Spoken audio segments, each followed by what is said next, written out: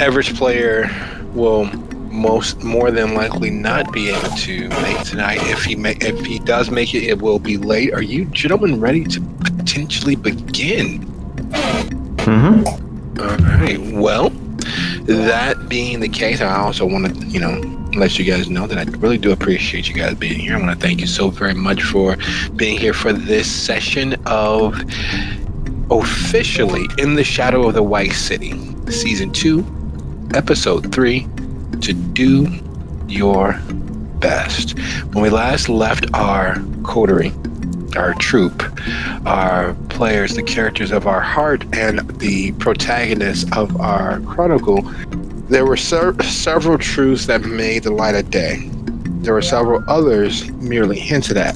The one abiding fact is that each member has been gifted, provided, voluntold that they must respond to whichever number rings their newly acquired disposable burners to be repaired to assist in a backdoor negotiation of protection for the village of Dalton as a whole, i.e. be on their absolute best behaviors so that this village will, behind closed doors and as far as anyone is concerned, have the full protection of Chicago and be once more a protectorate of the Ivory Tower's crown jewel versus the independent nation they have fought to become over the last almost year. That being the case, being understood as to what's going on, we pick up the next night, giving you guys a few hours of dead time to decide what it is that you are going to do with your continued near immortality. So starting in alphabetical order, over the initial couple of extra hours you have for being on winter sunset time, what was it that Abner would attempt to obtain, to achieve, and map out for himself? I'm sorry, guys. I might actually have to turn in early. I'm starting to feel sick. No. We understand. Life makes a way. So rest up. Again, I'm sorry. It just started acting up. I don't know what's going on. I think I might have eaten something that did not agree with me. I know what that's like, damn. No worries. Take care of yourself and get some rest. Yeah, I got to. I'm going to have to. Yeah, so I'll talk to you guys later. See ya. Do better, Abner. See ya. I'll try. All right. Well, that changes things a little in terms of the forces you guys are able to bring to bear. Would you both like to continue via post or actually while we have each other now? What do you prefer, Dommie?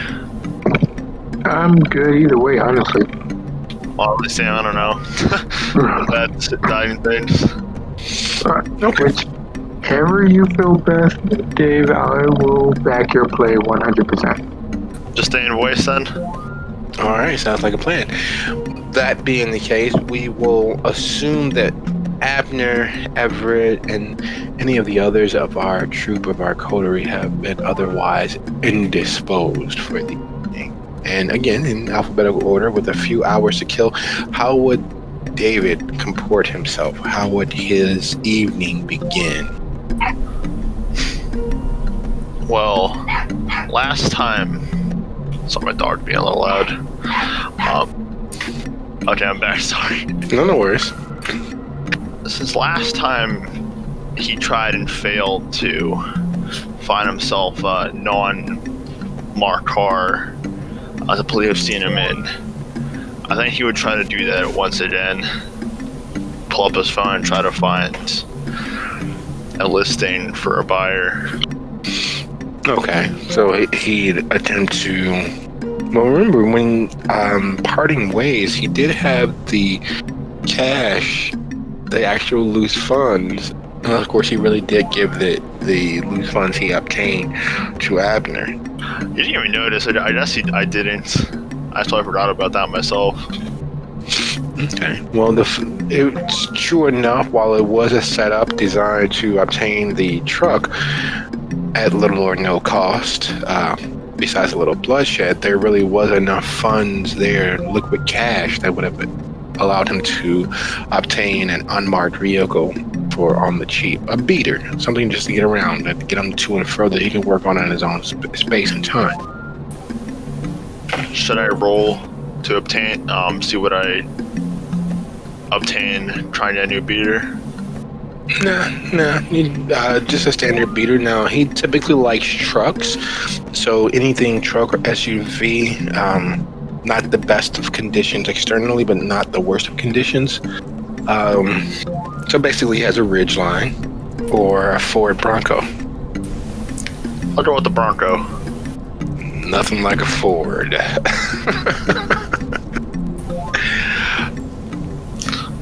With my new vehicle obtained, I'm going to try to go to my usual drop points and see if I have any jobs available. Okay. That is a perfect way for him to begin his evening. Is a little bit of the routine, is a little bit of the safe and normal. Yes, he's just as paranoid as always. Yes, he is constantly checking his shadow. And yes, he is very wary and aware of what's going on around him. However, that bit of normalcy for him, instead of the, state line crossing involved with magic, sneaking and leaping off rooftops, gives him a sense that everything can be right with the world, at least temporarily. And then his phone goes off. That phone goes off. It is a demand, even though it's not spoken as such. There's no exclamation marks, there's no all caps, it's simply an address. And it is on the south, under the most southern tips, well, actually just off of Route 83, i.e. Sibley Boulevard, but it's all the way over and just off of the 9094, so over near Dorchester, Lincoln Avenue area, which in and of itself is not that horrible, but being close to the expressway with easy means of escape and egress is usually a bad thing, especially being as Lincoln Highway is a major street. Technically so is Dorchester, but mainly Sibley and Lincoln Avenue and the 9094, a stone's throw away, bodes ill to how safe the area can potentially be. Anyone can get in and get out of the area very quickly. Does he go promptly, or does he go looking for members of his coterie, of his troupe, of the people that assisted him thus far? He's neglected the drop points for a while now. I'm just going to definitely focus on obtaining his job list. He's wanting to piss off any contacts he has. Okay. So as he makes his way across the city, checking dead drops and then moving back towards his post office box, we will shift our attention slightly, shifting over to Dommie. Last night's meeting with the Dom of Dalton, meeting with 10 to 11ish. My plan would be to try to go and find Goliath.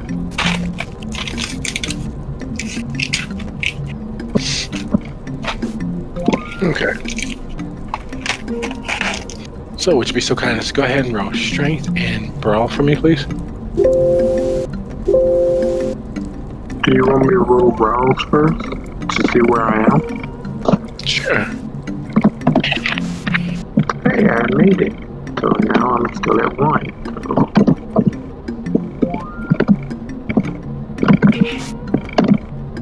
Hey, still made it. Alright, let's see. Hunting is always a thing that it's like a double-edged sword, because it makes every kindred who engages in a bit of sustenance obtaining feel renewed, reinvigorated, alive in some cases. And the manner in which Dommie hunts is very much predatory in nature. It is the pouncing of a leopard. It is the stalking of a pack of wolves. It is give me all you got and disguising it as a robbery. he is seldom unsuccessful, but also seldom as successful as he is in this particular hunt. He finds his victim with a plum, trails them until they seclude themselves from easy notice as they cut across from one yard through another alley over a fence, i.e. they seclude themselves in the darkest of places so that he is on them in the blink of an eye, divesting them very much of their life's blood so that he can enjoy the feel of their life dripping down his throat. Just as he has properly satiated that urge, not that need, and is slinking away, his phone, that phone, vibrates to life, giving him address on the southeastern side of Dalton. Not far from the expressway, just off of Sibley, Lincoln, and Dorchester area. Close enough to the expressway where anyone and anything can get in quickly and get away quickly.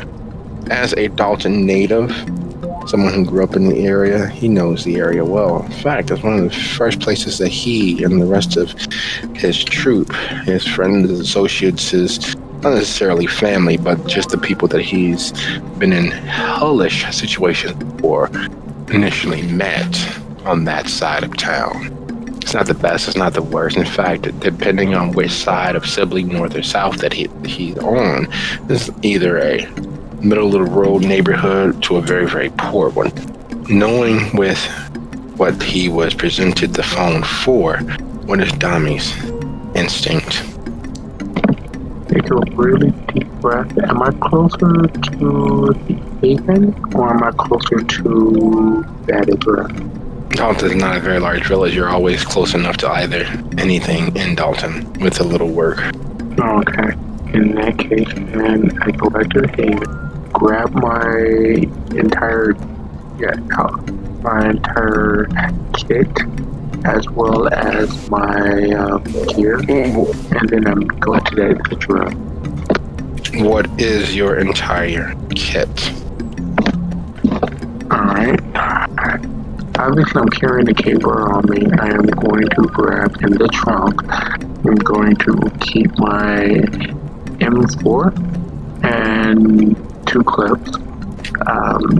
Gonna grab my 9mm. Gonna grab my throwing over my coat. I'm gonna grab my actual my harness that actually so I can hold definitely the weapon, and throw a longer coat over top of it. And then I'm gonna go ahead and get in all of that in the trunk, and then get in the car and go. Okay, so while you're packing your kit, double checking everything's in proper, useful maintenance, we shift way as, strangely enough, David, it seems as if the business that you have grown accustomed to, as tedious as some of the deliveries are, and as routine as some of the necessary couriering is, has lightened to the point of being completely absent. It's as if someone has decided that the mail will not run, and this is usually 3 to 4 days, maybe a week of activity that you're able to connect with and make deliveries on. Yet it seems as if someone or something has stopped those deliveries. Your receipt of packages and parcels needing delivery across Dalton and just outside seem to have been curtailed. And while you're not necessarily a rocket scientist or a brain surgeon, the idea that it is a coincidence is not one that you would waste your time with. There are no such thing as coincidence. The powers that be have decided that your services, your skills will be bent to their ends and their aims.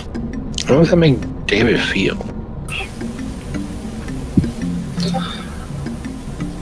I'd just be probably so confused. I wouldn't know what to do. I'd probably just keep rechecking, maybe look to see if it was put in someone else's box. Oh no, there is clearly no mistaking the fact that you should have anywhere, like I said, from 3 to 4 days to a week worth of parcels and jobs waiting for you. That is not the case.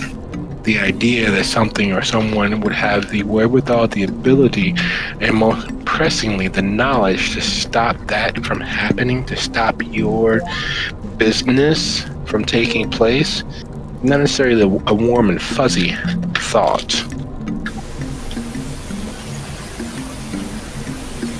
Something's wrong here. I think to myself, is there any calling cards or signs, anything to lead me here that have been like cut off from their transportation lists? No, but there's no way that would happen overnight. You haven't done anything wrong, led anyone astray, failed any deliveries. The only thing that could stop that from happening would be someone actively exerting strength, political power, and knowing what your business was.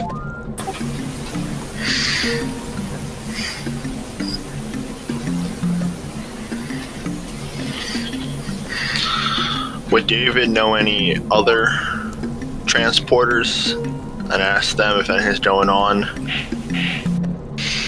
There's several couriers, but you pretty much have the lock on this portion, this area of the south suburbs.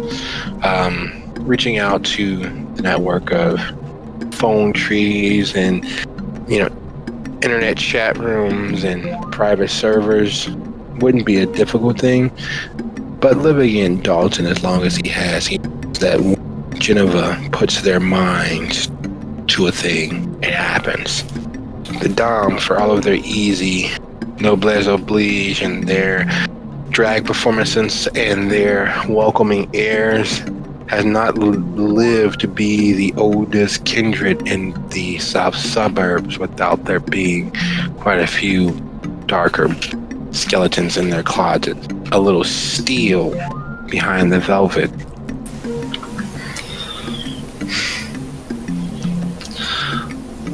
I'm gonna unkick the drop boxes in frustration, just turn out of there, hop in the car and look for my allies. There's certain things that definitely stick out, and a black on black Hellcat speeding across Sibley Boulevard is definitely something that does, especially when the person behind the wheel is Monsieur Dommie. Literally, as you're sighing and preparing to make treks across the city, you see his Hellcat turning over 139th, i.e. Sibley Boulevard, heading eastbound.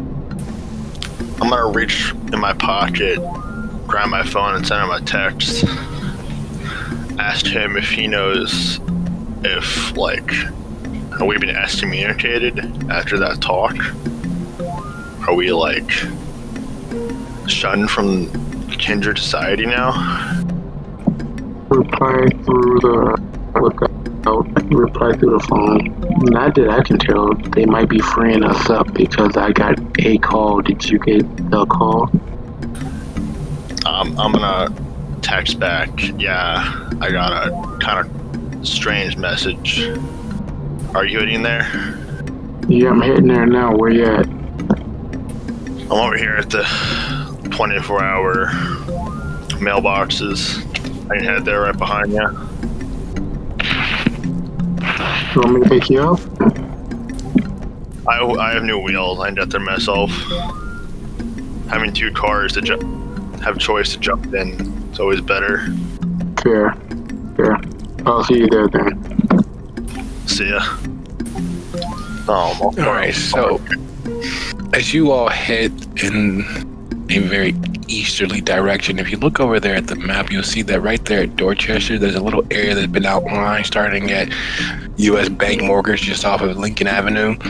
Roughly midway in that little area, there's a restaurant called Yoshama. That's the address that you guys have kind of missummoned to. That address, that area, for those of you in the know, and that would be in simple wit streetwise, is one of the very few areas in the village that have been carved up for personal domain. That domain actually belongs to Gabriella, who, while not an official fixer, was kind of the light side to Odo. Odo is the less than positive version of Dwayne. While Dwayne is all about upkeeping the law and making sure that things operate with some semblance of couth, Odo is the fixture that gets things done, and it's best if you not ask how they got done. Odo is not officially part of the Senate. He is not unofficially part of the Senate of Dalton. He is not officially part of the Republic of Riverdale. He is not unofficially part of the Republic of Riverdale. He simply is. And being as he is such a thug, a blunt object, an instrument designed to accomplish whatever your goal is in the messiest, most visceral manner possible. While she was still in the land of the living, Gabriella was the opposite side of that spectrum. Gabriella made things work in harmony with the environment and all of the parties that needed things to happen. The Samdi often worked through her when they were dealing with other clans throughout the village. The Senate often used her instead of bringing down this scalpel laser-like precision of Dwayne on anyone without having to slam down the hammer of Odo. Gabriella was a force of light and goodness as far as such things exist within the kindred society of Dalton. Her childer, Elias, seems to be working in that same direction, though instead of working inside Dalton, works nominally from Dalton as a headquarters, but typically operates within the boundaries of Riverdale. Meeting in Gabriella's former domain is like walking through a church where there was an actual saint, an actual force of light and goodness, while the area that's been earmarked for her and still remains as part of her recognized domain isn't wealthy by any stretch of the word. It is also, strangely enough, still reaping the benefits of her careful attention and making things happen with the best, most harmonious path forward. So as you all reach Yoshama, you're not quite sure exactly what you are definitely not expecting is a almost 6 foot tall, gangly whelp of a man sitting at a table, moving his freshly obtained soda from hand to hand, mouthing as if he's sipping, but it's clear that he's not, at least by Kindred's understand. You guys have had to play alive often enough that it stands out as not the real thing. It's the Coke, too, of masquerading as human. Do you guys wait for each other to go in, or you just go in? I'll look to David. You ready to get this train wreck going, or do you need a second? All ready as I'll ever be. Sitting where he is, it's clear that he can see you outside the door and has watched most of the street happen and take place. But as you enter, he doesn't even bother to stand up. He just nods like he's known you guys most of your lives, most of his at least. Running his hand through his not quite freshly cut fade, well, high top, he looks at you both. You guys really are slow out here, huh? Have a seat. I mean, it'll take longer than it takes to talk in passing. Sure. Take out my phone, lock my car, put my phone away. This car isn't even locked, so. For the record, guys, my name is Damien. I'm not sure if that means much to you all. I don't know if you're music or into politics. I am officially the sheriff for Chicago. Due to whatever Prince Jackson and Geneva have worked out, you guys are much like Cyprian, as temporarily hounds of Chicago. You guys are okay with that? Not that either of us have a choice in this matter. Well, my understanding, it was this, or possibly being the final death, so I'm okay with this. I'm very okay with this. Nice, I like the way that you think. There's definitely Those final death, so yeah, pretty good. excellent. Good. I don't have to give you the rest of the speech that I was working on before you guys walked up. And with that, he literally takes a couple of postcards out of his pocket and just rips them in half. I tried talking you off the cuff and presenting the objects ahead of us to several others, and it didn't really come out right. Something about the inability of Kendrick to really grasp anything except for outright force. So I thought I'd write down a speech so that things were a little easier. But now that I don't have to actually try to read that or read from that memorized script, I could just tell you how it is. Look, Chicago, Dalton, they had a falling out because of whatever happened at the disco. I know some of the people that were at the disco, and I know it really was as bad as people say. Sorry if you guys lost anybody. Sorry if you gained anybody. Sorry if you guys were injured. We didn't do it. Chicago did do it. Some people that may live in and around Chicago did. We're still working on getting to the bottom of that. But the reason for this little get-together between us three and the others that were here is, how much do you guys know about Decker up in Milwaukee? I've not heard of him. Yeah, he's a prince. He's been around. Oh, okay. You okay? All right. Yeah. Well, he's been around almost as long as our former prince, not Peterson, but Loden, before the werewolves went crazy. So to keep himself and the city safe, he's kind of like, there's really no other way to say it. Kind of lead by example, rule with an iron fist sort of prince. That's how he's keeping his city and the kindred that live there safe. He's part of the tower, so we kind of respect his rule. But to keep things moving in the right direction, we lend aid and assistance to him. You guys are going to be part of that aid and assistance that we lend, in which will strengthen whatever Jackson and Geneva have going. So, I already sent you guys a text to your new phones for the address where you guys need to go, but you're going to be taking a trip north to Milwaukee. There's a bar up there called the Black Road. At the Black Road, you're going to meet JW Blue, and he's going to outline what they actually need the manpower for.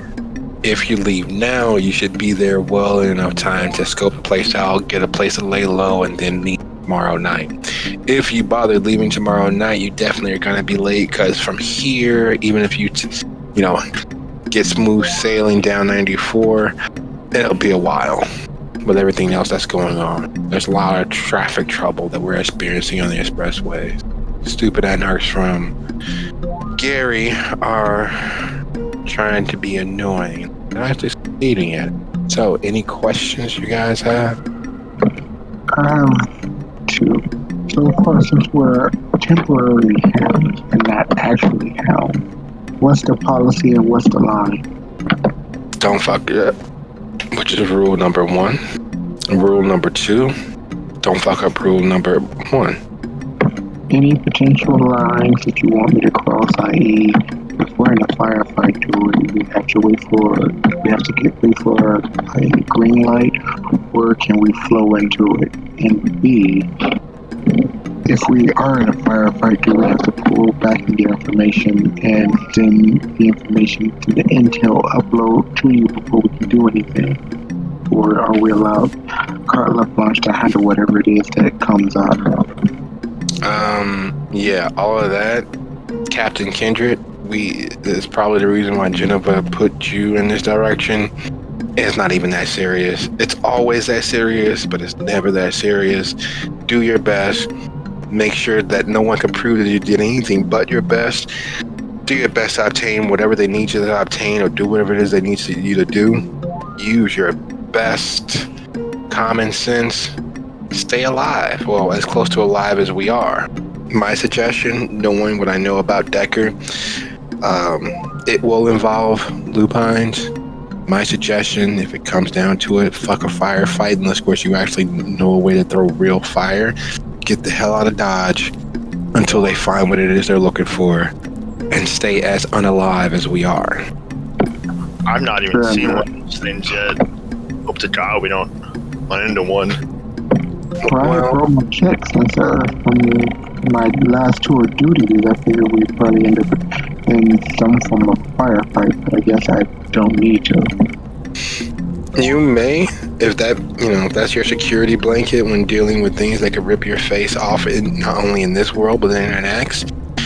Do you? I'm just saying, like, from experience, Milwaukee unfortunately didn't have the benefit of having Prince Jackson as their prince. They got Decker. Decker believes in dealing with things dead on, head on, and with firm lines. So there's no treaty, there's no negotiations in place. When they come to collect that ass tax.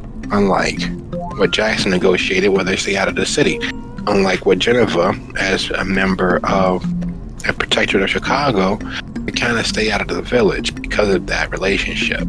So Decker's the opposite of that. He's willing to fight, bleed. You'll see that when you meet him. Oh, and there's a piece of advice I can offer. Don't stare at the scars.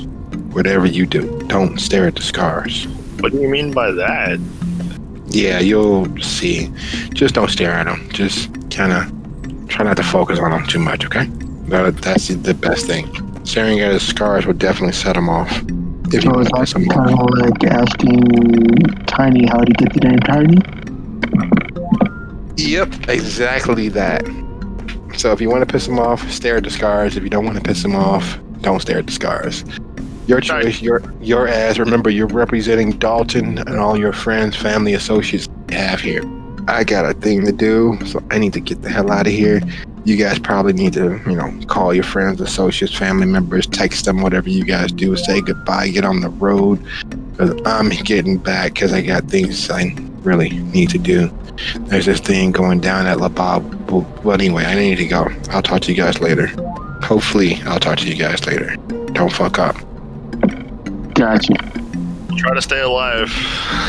Hey, I know I will. I'm not going to Milwaukee. That's you guys' thing. And he walked out. Alright, Dave, you got any calls you need to make before we head out, or are you gonna just trail me? Because I'm gonna make a quick phone call before we hit the road. I don't do this all. I'm gonna send a quick text to my brother, just in case I get ashed. I do this every once in a while. I'll head outside, do that. No, are you going to call him or are you going to text him? Just text him. Give him a message that I can't tell you what I'm doing. I'm doing something very stupid.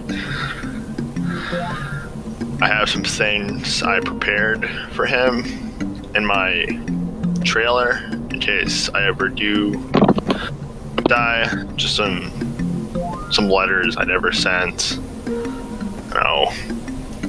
Giant heirlooms. And I'll send him the location. I don't know where my trailer currently is. It's always moving around. I'll press send and get going with Dommie.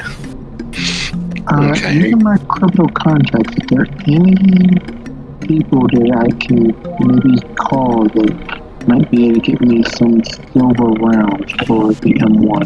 I mean, for the M4. Silver isn't a real thing as far as weapon. It's just for show.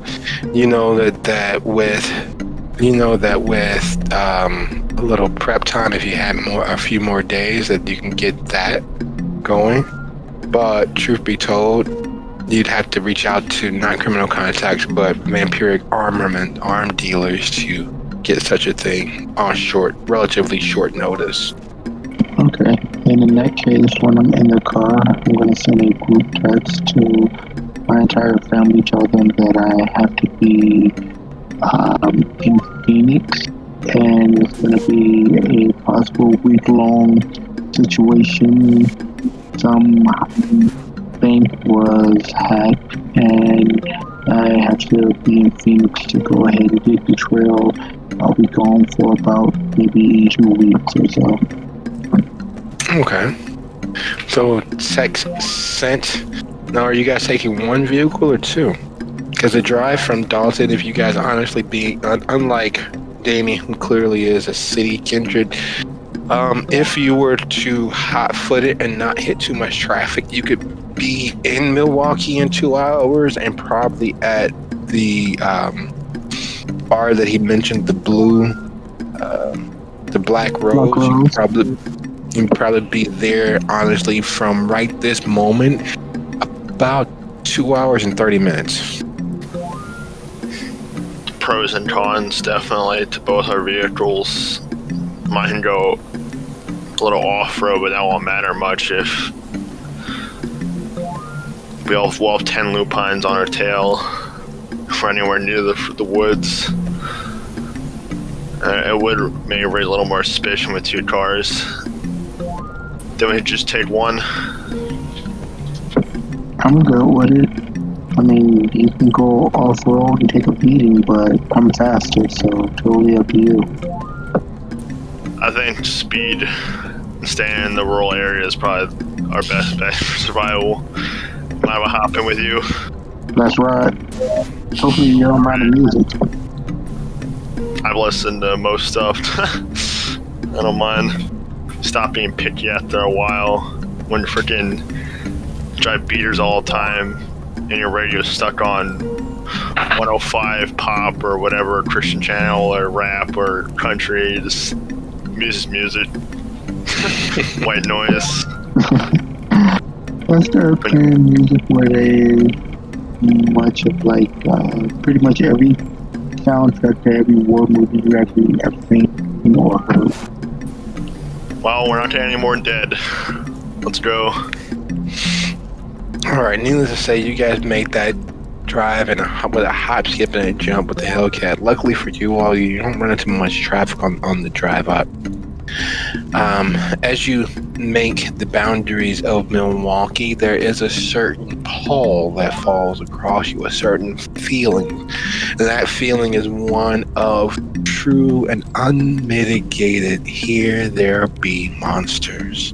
The city is well lit and comfortably urban. There's, without a shadow of a doubt, the feeling of being watched, the paranoia that settles into the bones. While you've passed quite a few speed cameras on the E-way, while Dawson has a lot of red light cameras, the moment you get past Sheridan, you begin to notice cameras on multiple light poles. You begin to notice cameras underneath certain viaducts and various off-ramps. You notice several speed cameras. You notice the fact that no one's really speeding. All the way here, people are driven like bats out of hell. And moving with the flow of traffic mean that you guys are well over the posted speed limit of 55 miles an hour. The moment you hit the boundaries of the city, you notice that 55 really does mean 55. It's not a suggestion or of a ingrained rule. It is both hard and nowhere near fast. It is a very, very real boundary. I set my cruise control to 54. This place creeps me the fuck out.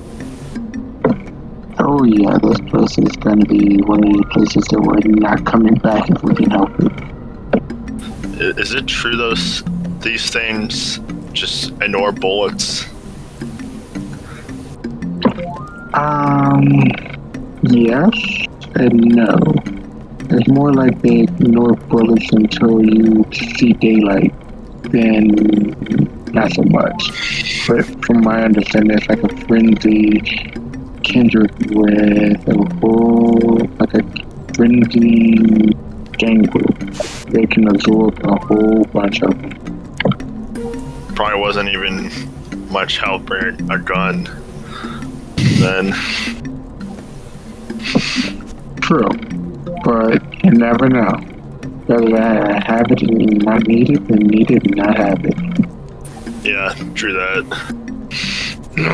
That is the good old dyed in the wool, almost Chicago way.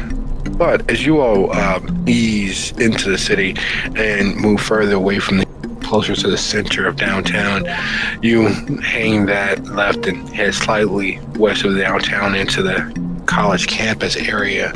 As you do, you see gaggles upon gaggles of students moving up and down the block. It might as well be the height of summer based on how some of them are dressed, but all the same, you make your way towards the Black Roads. It is a well-established, based on the clientele and the flow of people in and out, a very well-established sports, Irish, all-purpose, middle America bar. You see people who have nearly white salt and pepper hair all the way to the height of youth fashion and apparel moving in and out of the place. You see people who come from very different walks of life. There's the clear blue collar worker who probably works at Amazon or some warehouse or steel factory or otherwise industrial manual labor. And then you see a guy who has a tie that's been loosened to the point he might as well not be wearing it. Clearly never having done a hard day's work of labor in his life, both entering and exiting the bar. It is a good cross-section of Midwestern society all in one place. Alright, David, before we go in there, do you want to get like a fallback rally, like a hotel room, or do you want to just go in and see what happens? Knowing where to like hide without getting separated would be a good idea. Use the GPS to find the closest mid-level hotel so that I can, and we'll just rent a joining room. I use the corporate card. Okay. Well, having driven as much as you have, even though you don't have the same, dyed-in-the-wool aches and pains, it is clear your body would much rather be doing anything but what is doing behind the wheel of the car right now. Taking a quick look around the area, you see that there's roughly 5 different mid-range econo lodge sort of motels and hotels in the area. Get the one closest to where we're trying to get to, check in, and set everything down, like gear and everything, have it locked up, and then wait for David, and then we head to the Black Road. Okay. I don't have anything else really to get ready. So I'll come along with Dommie, follow suit. Alright, that being the case, we're just going to fast forward through the bulk of the evening, which you guys both roll a quick rouse roll. And unfortunately, I do apologize. We're going to take a quick break. I'll see you guys at 9:32. On tread I get of the night, and it's a rouse roll to wake up. Well, I think this is us fast forwarding through everything that's going to happen, because I already rolled a rouse roll, so it's not for hunger, and I already fed, so it's not bad. So I'm thinking this is just kind of moving past everything else. Hopefully, anyway. If he says we have to feed again, that'd make things complicated, because Johnny doesn't need to. David's a little hungry at 200, but he can manage. Better to get that covered and not have to worry about it than being in some really strange situation and it's like, oh man, I'm at 4 now. Yeah. Considering that he does have freaking a bunch of rouses for chemistry, he wants to use that in combat. Yeah. I get a single person to like be stunned, distracted by something. It's at least one rouse. Exactly. Because I'm pretty much sure that if we have lupines in the area, we're gonna want to be anywhere but here soon, I wonder if he's made like just like a pushover thing, or actually like it's pretty strong what they put in the V5 thing, the core book. I read through the book, but Honestly, I've read through it like twice, but it doesn't seem much different than V1, to be honest with you. You know what I mean? Yeah. And it's just certain little small things. It's like, well, this is this. And it's like, well, that doesn't make any sense. Or this is here. And it's like, well, that don't make sense either. But whatever, you know what I mean? Oh, I think I kind of misremembered. Where's a lot weaker than I remember. Yeah, well, the powers don't have nearly as much impact, but they... I was probably V20. I read that but a lot more than V5. Well, for me, like I said, I started with V1, and V2 just didn't, it kind of turned me off a little bit, and then I didn't bother with V3 or V4, so I know almost nothing about those. Mainly because, like, once I got turned off, I was just done. I didn't think I'd ever play any other World of Darkness games. But Literally, I'm pretty new to World of Darkness. As I played Bloodlines like 2016, I wanted to run a game or play it. I don't know how to freaking anything to do with it. The only PDF I can find for free online, those kind of poor 2 in the shop at the time, like 17. It was revised for whatever reason, but I don't get it at all. 2 years roll by. I buy a PDF of V20, run like a short game. Everyone quits out. And I enjoyed this game. It's the only game I've actually played. the thing is, when V1 I used to play, and it was like, everything was very noted. You do this, you do that. You do this, you do that. But it wasn't really like a game where you would go a whole session without having to use one power. Now it's like you can go nearly a whole 3-4 missions without using anything. You know what I mean? Yeah. It helps how costly powers are. And how, like, kind of, what do you call it, limited some of them. Yeah. There's been a lot of, like, caps on what the power can actually do. It's really strong for some reason. Well, see, that's how I feel. I don't really see, like, a lot of them having a... Hold up. It's like, for me, it's like, okay, like, Fortitude 1, you get to choose between physical or mental. That wasn't really a thing, so it's like, what? You know what I'm saying? It was like another power that you would have that gave you that. You know, you wouldn't have mental endurance. So, but now you're like, okay, you get mental endurance, and every time you get into a physical situation, you're thinking, man, I wish I had got physical instead of mental. You know what I mean? Yeah. Also, which I don't get why XP costs are so prohibitive in this game versus older versions. True. That right there is definitely true.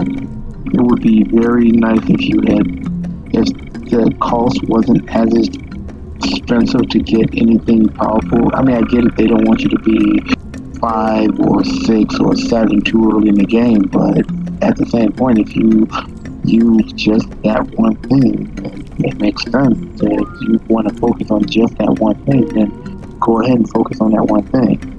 I think it helps too that your power maxes out faster. Yeah. Really, like,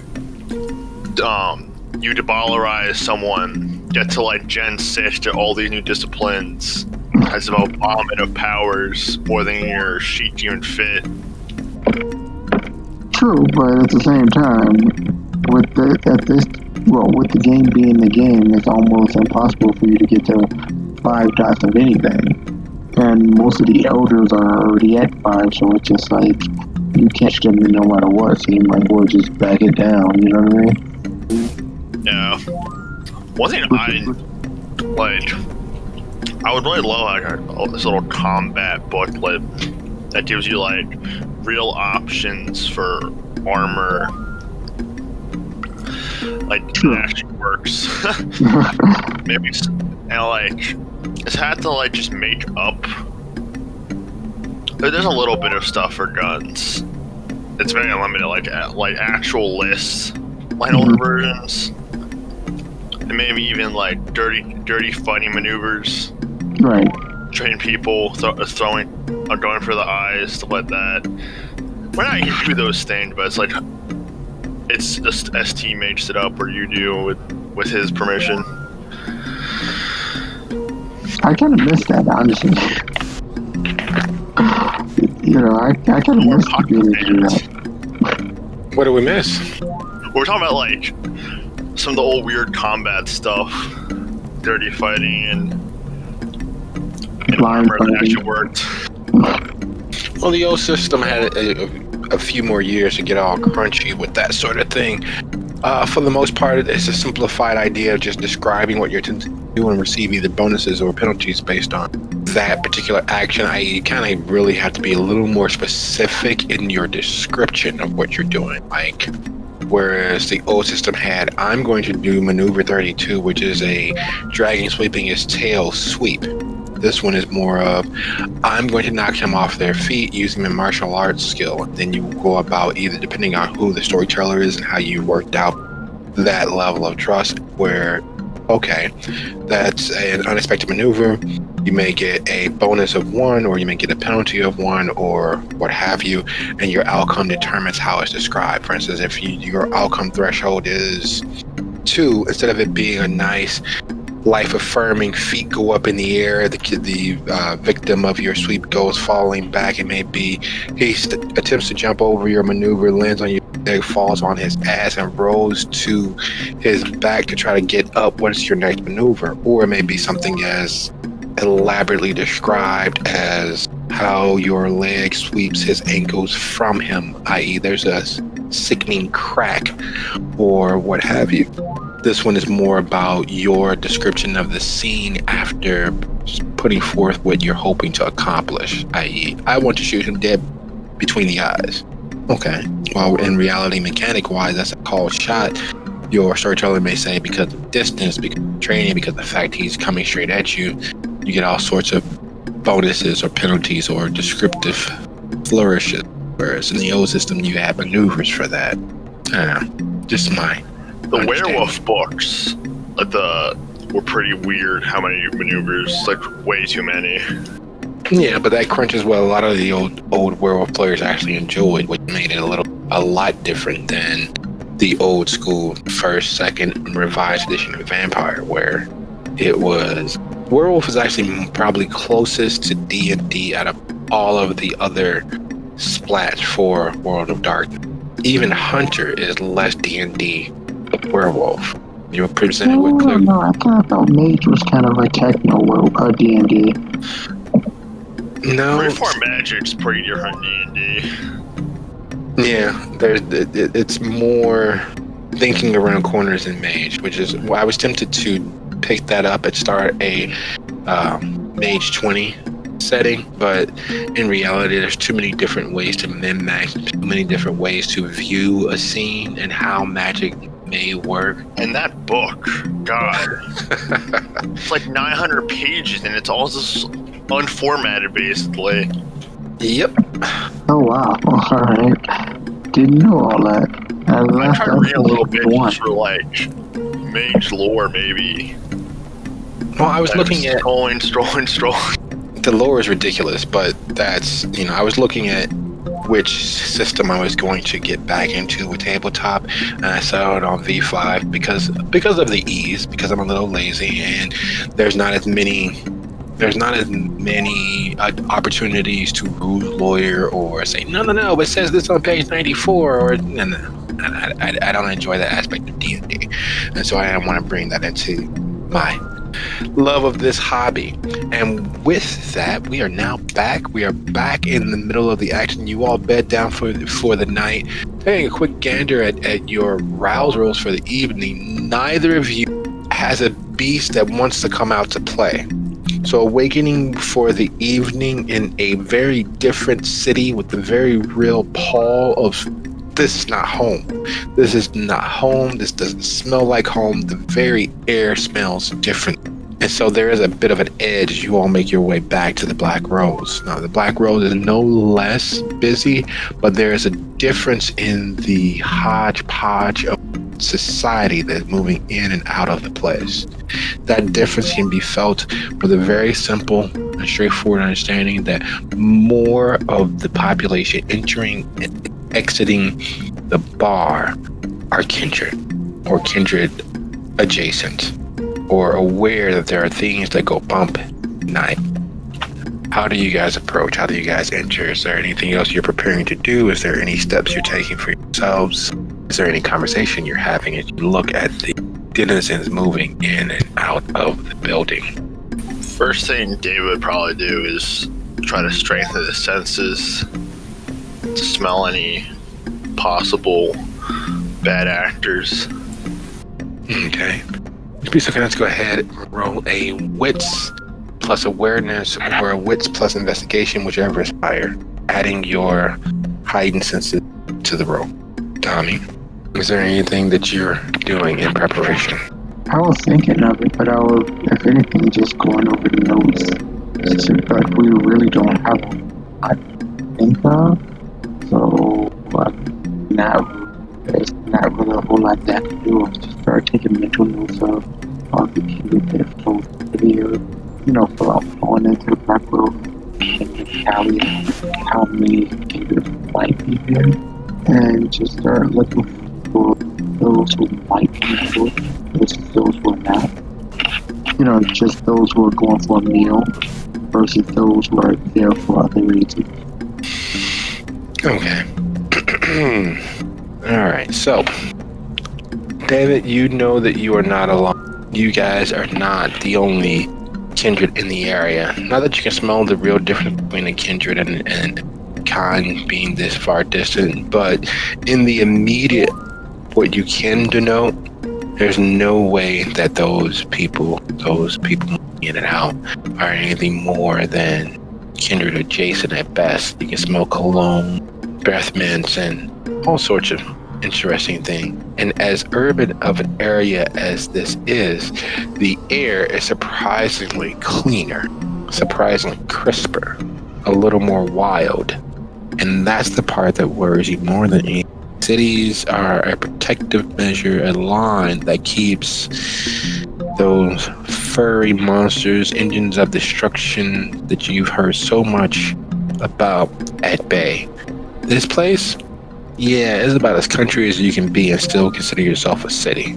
The air is fresher, the water is cleaner, and there are more police moving in and out from the distance than you care mark on. There are more sirens in the distance than you've grown accustomed to in Dalton. There's more readily apparent danger. Now, the Black Rose itself, again, it's home to a large swath, a wide and varied swath of society. But as you all may, take notice of those entering and exiting, there's nothing else that stands out in that regard. Moving in, you are almost immediately sized up, weighed and measured by the various gazes of the blue collar, white collar, and clear locals of the area. Making it a few steps in, you're greeted by a gentleman roughly about 7, 5, 6, on the slightly thinner side, and clearly has lived a life worth living. His features carved into the stone of his flesh with age and experience. Gentlemen, I did not expect you all so early in the evening. Thank you all for making it. You are from Chicago, correct? Yeah, that works. We were told that you would have something that you wanted us to do. Well, not me exactly, but yes, entirely. Your sheriff has volunteered your service. It seems as if he's a little too busy to bring his other group of associates this way. I'm JW. You are? Dom. My name is David. D&D. Very nice, very nice. Well, if you all would be so kind as to... And he extends his hands. Give an old man a hug, first and foremost. How allow David to feel that one? Well, it's a little crowded, so we can't do a proper pat down, but a simple one would do. And he extends his arms. If you're talking about... Put my arms up. I only have my cape on it. Where you want me to put it? I'll hold on to that for you all till you come out of your meeting. I've got a 45 and a small knife. Well, that's considerably more. Would you be so kind? And he motions toward his suit coat outside pocket, the exterior pocket on the hip. Just slip that in there while we grip one another like friends and associates. Sure. I'll slap the cape in the pocket. I don't do the touchy thing. That's not really how I'm built. But here. No, I understand. I don't enjoy the touch of another kindred either. However, safety protocols. It's a matter of trust. Me getting close to you gives you the opportunity to sink Fang if I'm a little rude, and he also gives me the opportunity to make sure that you aren't being duplicitous. Like I said, it's a little crowded for us to do a full pat down, but small matter of trust for our security and our state of mind. I'll do have my gun handle first and the knife. I reach in and do the whole, I give him kind of a bro hug just to kind of, so that he can do the whole pat down if he wants. David, what about you? You engage? I'll give him a little hard so he can check that we're telling the truth if I have to. As you all exchange a grip between one another, he nods, and you can tell without any exaggeration that he finds the idea of touching another kindred has nothing to do with your sexual identity, but very much the fact that you all are kindred. It's everything he can do to keep his snarl from appearing on his face, from hissing at annoyance. But decorum is decorum. He manages to keep from expressing just how odious he finds this touching another kindred being. Well, gentlemen, right this way. And he motions past him. We're going to go ahead past the bar into the back room there. As you all move down the line of bar stools and booze lined against the opposite wall, the back room is the complete opposite to the bar itself. The bar is everyday finery. It is bar stools of mixed matched styles, clearly broken in one scuffle or another. The booths are well used and just dark enough to create their own ambience. But the moment you step into the back room, you are transported to a time that has not been seen easily in 70 to 100 years. There are rich brocaded leather booths capable of seating 10 or more.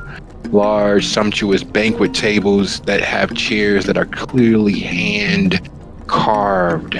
The finery glints and glimmers, and you know for a fact that dull shine is not stainless steel, but true, honest-to-God silver. The waiters dressed here are in waistcoats, bow ties, with gloves that are immaculately, pristinely, almost glowingly white. Sitting at the rearmost bankhead is a gentleman that looks very much like a member from Central Casting for a Road Warrior Mad Max movie. The left side of his face bears small-ish, but large enough to be seen remnants of a lupine's attempt to slap fire from his soul. His hair is just below shoulder length, and it even as dead as he clearly is, his skin bears the telltale hint of a very active socially external life. He was either a hunter or a trapper or some other wild remnant of society who existed in the spaces just outside of the cities. Yes, there's a hint of a tan to his skin. His hair looks mildly sun-bleached, and he even dressed as he is in a two-piece with a turtleneck. He would probably be more at home with a machete in hand, cutting his way through some rainforest, or in some nubug-fringed outfit with a hat that's barely held in place as he makes his way across some Midwestern plain. He is the wildest kindred you have seen that is not a member of the Nosferatu. I guess that's the person we're here to see, right? That is Prince Decker. I will leave you all to it. Damien speaks highly of you all on your best behavior. I will see you all at the front door on your way out for your items. With that, he backs away and then turns on his heel, moving back into the portion of the bar. I'm gonna let you go first, Dommie. I don't want to get near this guy. Fair enough. If I get beheaded, though, just take the Hellcat back to Dalton, okay? Will do if I'm not killed shortly after. Fair. As you all close on the table, Dommie in the lead, Prince Decker stands. Realize that he literally is very much a beast with human skin. He stands and immediately sizes you up, squaring his shoulders, and then he smiles. And somehow it makes the remnant claw marks on the left side of his face seem deeper, seem far more ghoulish and garish. Gentlemen, I understand that you all are here to... Your sheriff's a little bit busy. I'm Decker. Prince Decker, we were summoned to your aid. Something that we can help with? Yes. Your sheriff says you're the people that are here to do just that. And frankly, to be perfectly honest, I'm in a bit of a bind. That's something strange. He actually looks at the ground as if he's sharing sensitive information, though the tenor of his voice doesn't change. The setting of his shoulders doesn't, but he bothers to take his eyes off of it before sitting back down, as if he forgot that in today's society it's rude to tower over someone while you're speaking. He sits back down and looks up at you all. You can take a seat if you like. It shouldn't take too long, but I would hate to not show proper hospitality. Have you all fed for the evening? I'm good. Don't know about my associate here. Whatever we discuss won't get back to the city or the sheriff. Whatever it is that you need, we're at your disposal. I don't care if it gets back, long as the matter's taken care of. My youngest child, Honor Mercer, has gone missing. I need her to be found. I'm not sure if she met final death or if she was taken. It's important, preternaturally so to me, that she be located if she's still with us. Once you find her, of course, I expect her to be returned to me. I ask for your sheriff's help to provide him whatever forces he was able to amass with what information that I have currently. Now, I'm even willing, if you're amenable to a small slice of territory in the city, that she can be returned to me. Okay. Question. What was she last known to be doing? She liked to hang out with Tessa. Tessa's one of those damn warlocks who's managed to hang around since Karna's left, which I thought Karna would have took all of them with her, but she didn't. Now, it's possible that Tessa knows exactly what happened to Honor, but I really don't want to divest the city of its supernatural protector, so I can't question her without getting my hands dirty. Okay. So do you want us to get our hands dirty? I'd prefer you not, because we do need what mystical protection the warlocks can provide us, to find a way to potentially speak with her far more politely than I would. JW's been looking around for, but hasn't been able to locate, but as far as I'm aware from his investigations, various other sources, she's probably in the Marquette University area somewhere. Okay, does she have any known masks that she travel using? Honor? No, she doesn't travel. She had a small apartment on the east side. That's the last thing she had left from her breathing day. I've already sent people to search her haven, but the only information they found was a note she wrote with an address. It appears to be a 4-digit entry code. To get inside a building or a room or something locked. And JW's looked into it. It's the location is an old mutual bank building. It's just off the lakefront. Unfortunately, the instructions make no damn sense. That gives us a starting point. What about Tessa? Any known aliases or connections that we might be able to exploit to locate her? No, she's been relatively low key in terms of keeping her personal information hidden. It's a little bit difficult to press her on the matter. Again, I try not to ruin the members of the city. Exactly what would happen if she was the typical duplicitous warlock. Those damn Tremere are worse at dealing with ticklish skunks. Okay. That being said, David, any questions? Anything that you could possibly think of that we can maybe ask to Clint before we take our leave? I can't think of anything. How can we let you know when we find something? Speak with JW. He typically maintains the electronic communications for us. As soon as you find anything, let us know. Let him know. And work towards a mutually beneficial close to this matter. In advance, I want to thank you both on behalf of your sheriff, on behalf of myself, which will not go unreported. One thing that I have a burning question.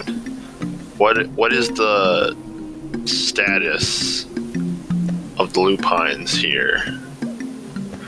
I'm not totally super well read on this, or this area in general. As you guys are speaking with him, are you meeting his eye? Are you staring at the garish and ghoulish remains of his run-ins with several lupines based on the scars running down the left side of his face and across his neck? I would try my best to look at the non-messed up parts of his face. Tommy? Same. I would be looking anywhere but at the scars, like forehead or nostrils or mouth. Oh no. You bring up the lupines, and there's a flare of light behind his eye, a heat, if you didn't know better, it literally is the sign of impending doom. There's an excitation there that is wholly unclean and has every intentions of causing pain and death in its wake.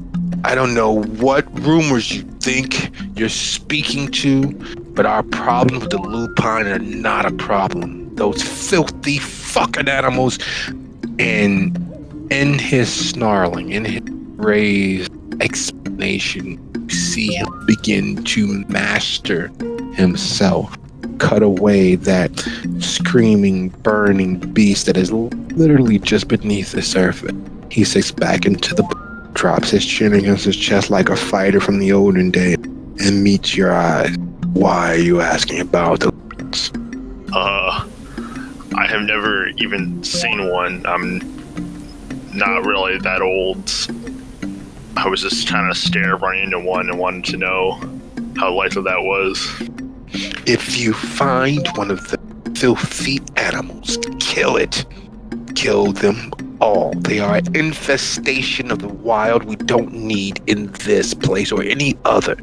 Would you happen to have any tools that that you can loan us to help us do that? Just in case we run across one of the animals. He flicks the butter knife towards you. Anything silver, any sensitive area, you strike fast, hard, and until there's nothing left, they are not a thing to be feared. They're a thing to be hated and routed out with fire if necessary. The tools to destroy those filthy animals are all around you. In fact, and he stands up, come with me. And he moves back towards the back left door, which leads into stairs that lead down into what would normally be a keg room or storage in Chicago and its outlying areas. Here, it's clear that it's much the same, except for it's far cleaner, far less moisture, far less skill in it being put together. When you reach the bottom of the stairs, if you follow him, where do you guys? I elbow David gently in the ribs. Dude, what the hell? He's the expert here. I just wanted to know the like furry forecasts here. I follow him. Dommie, would you be so kind as to roll your wits plus oblivion? And David, do you have any cult? Nope. All right, well, in that case, just roll wits for me, please. Or wits and awareness. We'll give you wit.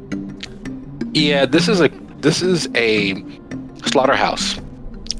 This, unlike the rest of the building, has been put here based on the grates on the floor to slaughter and end things. It's the sort of place where things come to die. In fact, you don't want to be one of those things because, yeah, no one wants to die permanently. And it's clear that this place has been put here for a very long, protracted questioning. When you get downstairs, your spider sense starts going off and causing your leg to shake with excess adrenaline. Dommie, from your perspective, this is a place where the spirits are close enough that you can feel their breath on the back of your neck. That doesn't fear that would be the case. When you all get downstairs, there's a guard at the door, and the guard at the door is as close to a mountain of muscle as you ever want to be.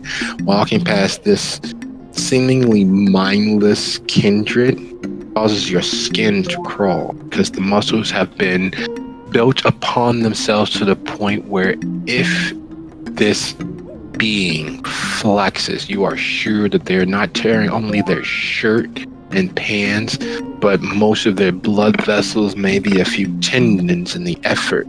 They literally are all muscle. Their jawline is hard enough that you could break rocks against it. Moving past them to the freezer, because you can feel the cold even from here without the door being open. When it is opened, a little less interested in meeting a lupine. There are severed limbs. There's a foot, which is as long as your forearm, with its claws, the fingernails that are actual claws of an animal. There are joints and limbs and eyeballs and a wolf's snout. And on the back wall, there is a crucified furry thing as large as a lion in human form. Its head hanging against his chest because the weight of continued breathing has caused it to drown in its own blood. And the sheer number of wounds given to it lets you know that it did not go quietly, yet somehow managed to die with enough rage in its system that it could not and did not shift back into its human form. At least if stories are about to be believed. This vermin found 6 blocks from here. This is what we do to this infestation of... They are nothing to fear. They're something to hate. There's something to rout out. And with that, he picks up one of the implements on the table. It is a long rod. It looks like a cattle prod, except for there's a butane tank attached to the end furthest away from its tip, but you realize it's a nozzle. He turns a knob on the butane tank, clicks it once or twice, and a plume of smoke issues out the far end, and he holds it against the beast.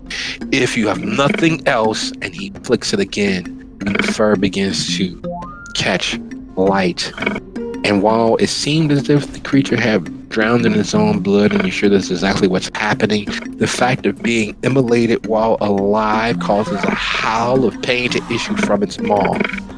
And instead of stopping, Decker turns another knob, and the flames grow larger. But you gotta be so kind of roll your resolve and composure. Just if you're going to stay and watch as he immolates this werewolf where it is. What in composure?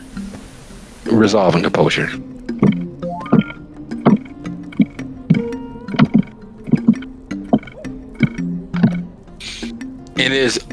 It requires no small amount of effort on your part, but as its howls echo off the inside of this freezer, you realize that what you thought were wounds were actually, they are wounds, but there's still silverware stabbed into this thing, keeping it from being able to heal the wound. The reason why it passed out from pain and was slowly dying as it drowned in its own blood. Decker finishes that half step between this world and the next for it as he literally burns it, charring it like some brisket, making sure that it experiences the most delicate pain he's able to visit upon it. And as the light of fire is mirrored in his gaze, when the howls finally stop, you are sure that it is no longer amongst the land of the living. The room, which is already just below freezing, manages to grow a little cooler. And you see that there is a soul-searing hate that Decker has for the lupines, for the werewolves. And he expects you all to have the same. Sitting the rod down and turning to you all, he turns it off only upon second thought. This is what we do to these creatures. They don't deserve any of your mercy. They don't deserve any of your warriors' honor. Use everything you can and burn them out. But Christ on our cracker. I reach into one of the wounds and grab one of the items that he jabbed in there to keep it from healing. Is it relatively sharp? it is a jagged ball made of silver. By your leave, Prince. Of course. Thank you for your assistance. And he smooths himself back out as if he didn't just torture a Garu to death, as if he didn't just end another being's life, as if he didn't literally express all the hate a person or being can have for another. It's almost as if you all were just having a pleasant conversation. Thank you for your assistance. I look forward to your success. Of course. I walk up towards the front, waiting on David, taking as much time as I deem it necessary without having my back too long to the Prince, hoping that David gets the hint and puts a little pepper in his step. I'll, after looking just in awe at the beast carcass, I'll quickly run after Dommie. As you guys head up and out, JW is where he said he was, near the front door with implements. He hands them to each of you as if you guys are exchanging business cards.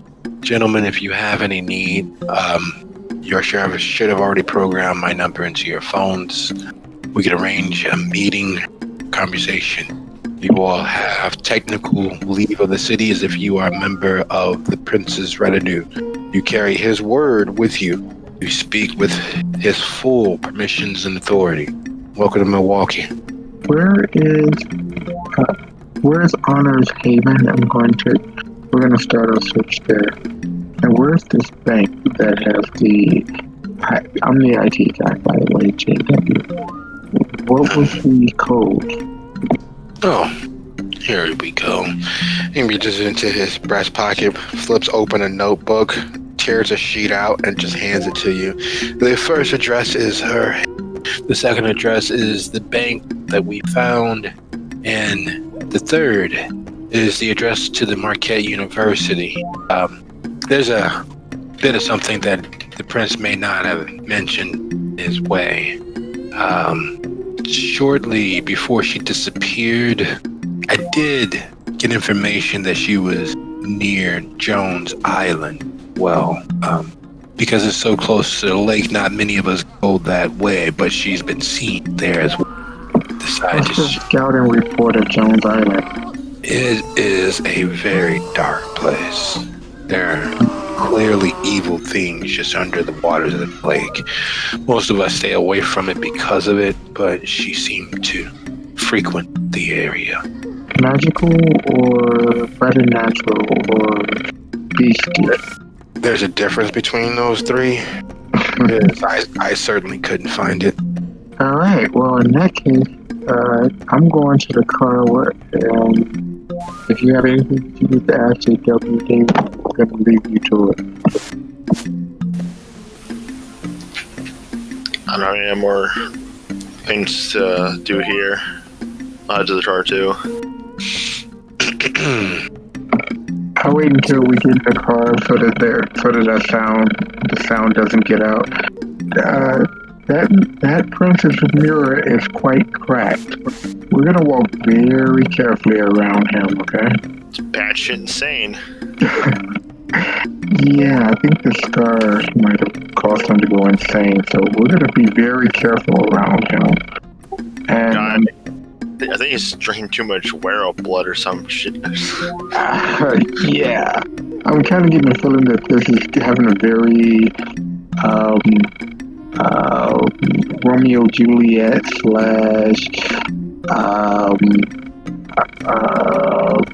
horror movie vibe to it. That works too. My question is, what happens if we find her and she reached final death already? Is he gonna kill us in a rage like he did to that lupine?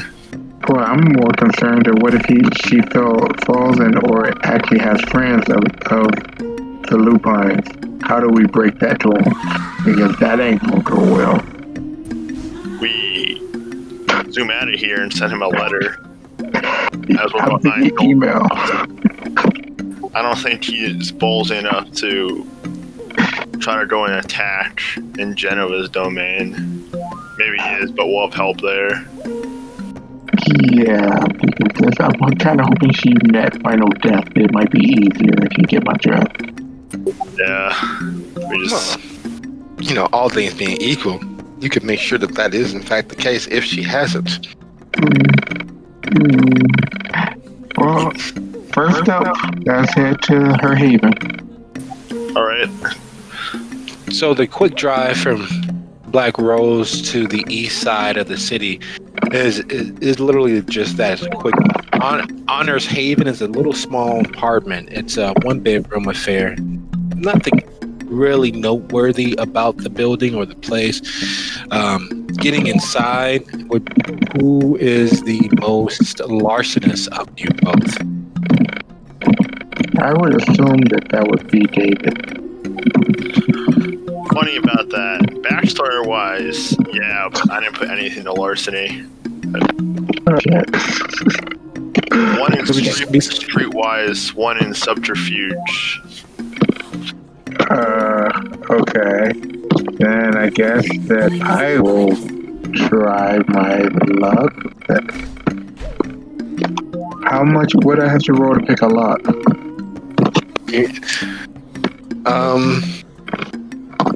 Which plus larceny?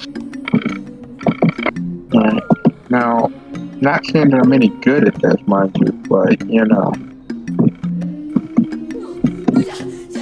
You go, you crouch, you stare at the lock as a standard deadbolt. You know for a fact that a deadbolt like this with a good hard push and a pry bar, you could probably force it out of its locked position relatively easy if you had something thin and strong enough. And in looking at the door and trying to size up the deadbolt, you realize that it's unlocked. My God. For a minute, fiddle with it just to make it look like I'm doing something, then I just open it. Oh man, that was difficult. As you all move into the apartment, it literally is just that. It's a small one-bedroom sort of place that a college kid would have as their first home, maybe their last home in this particular case. There are a couple of open bookcases on the living area of the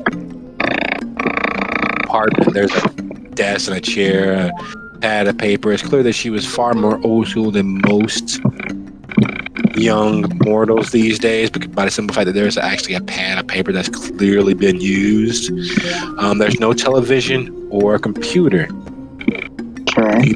Neither desktop nor laptop. There's not even an iPad in the place.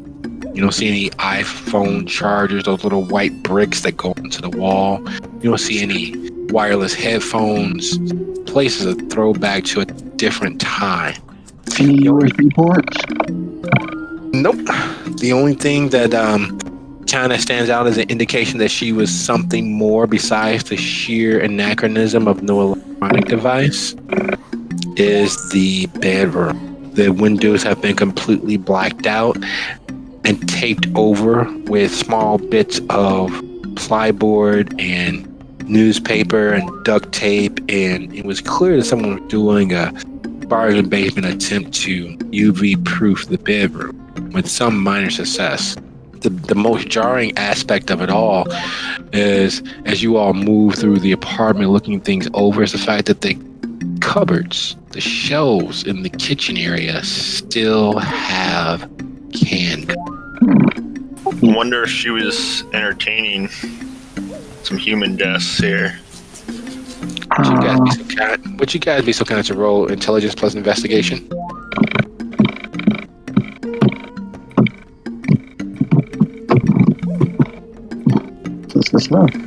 David is not too sharp. As you all tear through the apartment politely, just move this there and that there and this up and looking underneath and in and over, around and under various things, you find a almost supernally thin pad. It's clearly an electronic one, and it was hidden inside one of the should have been empty boxes of cereal cupboard. Now, storyteller question. Insight roll, I guess, if I need it.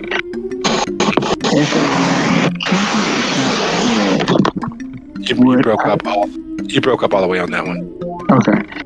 If I need to make an insight roll, let me know. But from a story standpoint, if a kindred or whatever the target is not dead, would any of their items, their feathers, pop out to me?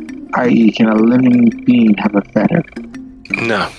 Okay, so if I look through this entire area with a feather and nothing popped out at me, there's a pretty safe assumption that they are probably alive then, right? That would be a fair assumption. Because that's what I was about to do, was actually do that just to see if anything popped out at me. Okay.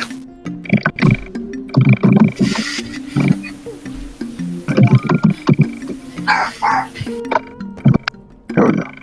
Okay. So anything pop out at me?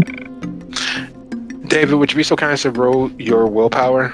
Dommie, while moving through the house, pauses in the kitchen and closes his eyes. Sorry, my dog me so loud times. No worries. Roll your willpower for me. You need at least 2 successes. Your unspent willpower. Dommie, while moving through the house and holding the tablet steady in his hands, closes his eyes slowly. And while he doesn't breathe, his chest rises, and when he opens, his eyes seem grayer. He closes his eyes again and opens them, and it looks as if he immediately has a head full of glaucoma, and his eyes are reflecting the dark shadows of the room.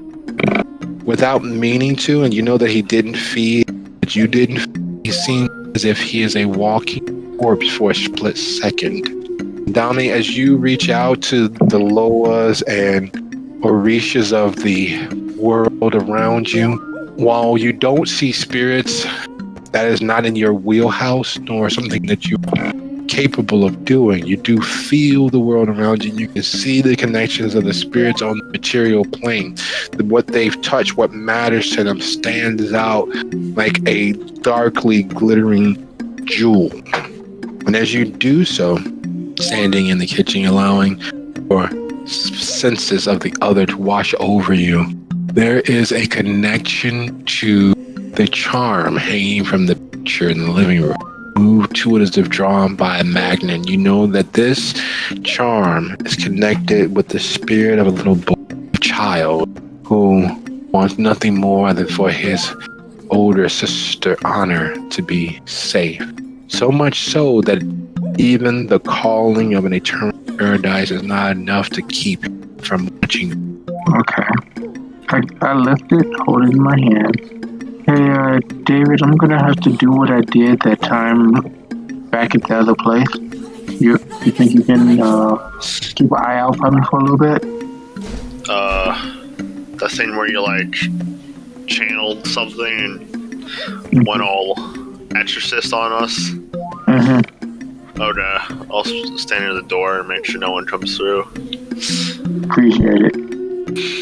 Do you stay inside the apartment, David, or you step out? Stand right by the door and listen if anyone approaches. Okay. Dommie, go ahead and make your roll. David, would you go ahead and roll which plus a word? It actually doesn't give a roll. It just says that I summon spirit. Doesn't have a roll to it. It's just a ritual where I flush my hand and all that good stuff. About that, let me give you that because it is a ritual and a bit of work or quick second.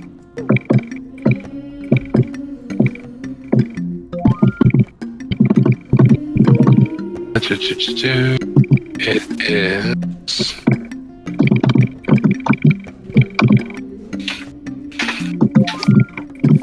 Alright, would you be so kind as to roll your intelligence plus oblivion? Okay. Intelligence plus oblivion. Alright.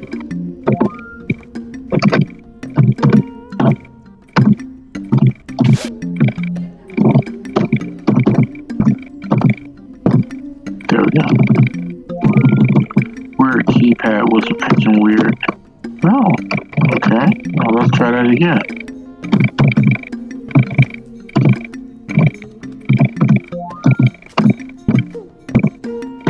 Okay. Alright, so that is, once it says light, that means it's going to take an additional 10 minutes. So literally as you guys are in the apartment and he cuts himself and he's bleeding a circle and he's muttering and chanting and reaching across a veil, pressing an ear to the door, not in all literalness, but keeping an ear out for what's going on outside in the world.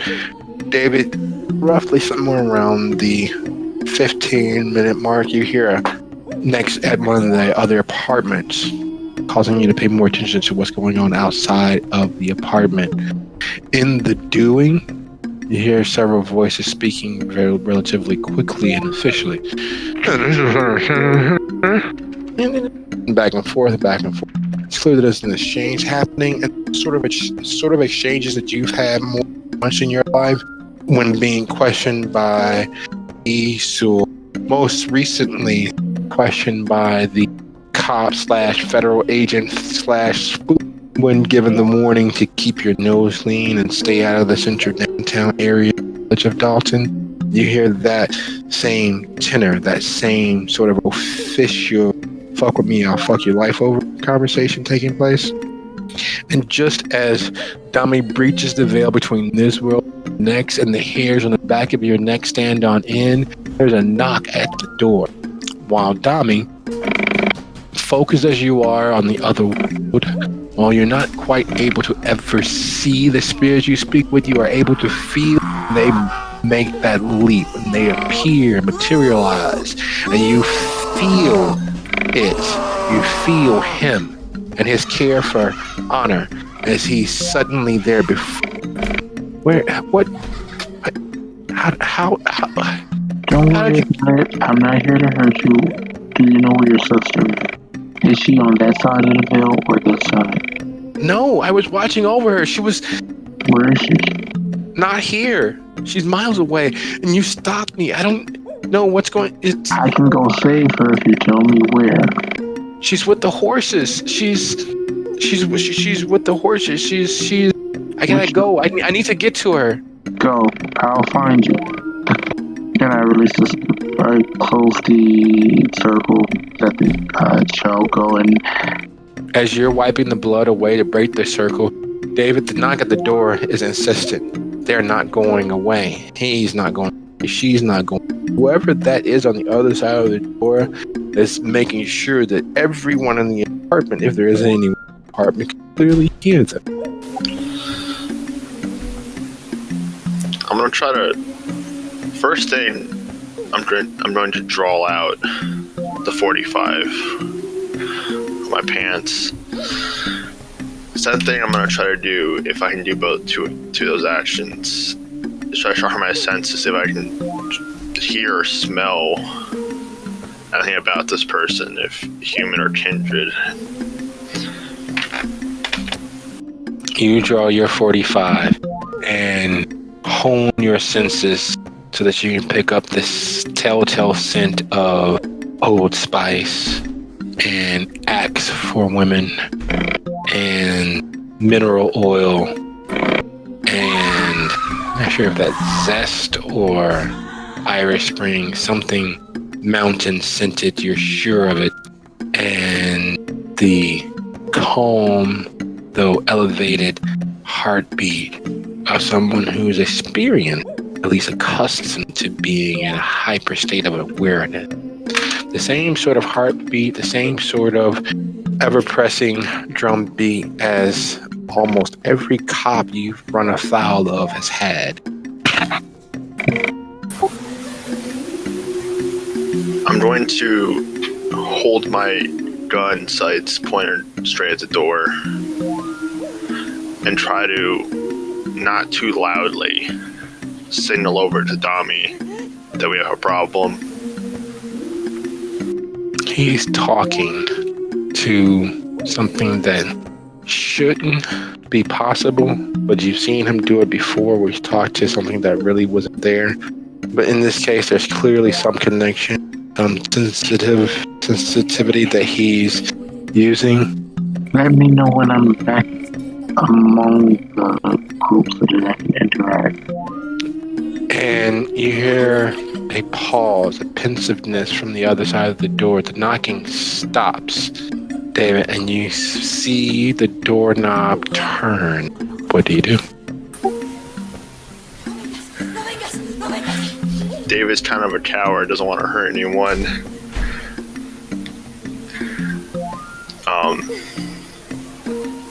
Is there anywhere to like duck down and see who this is before I try to harm anyone? I'd jump behind the counter. Yes.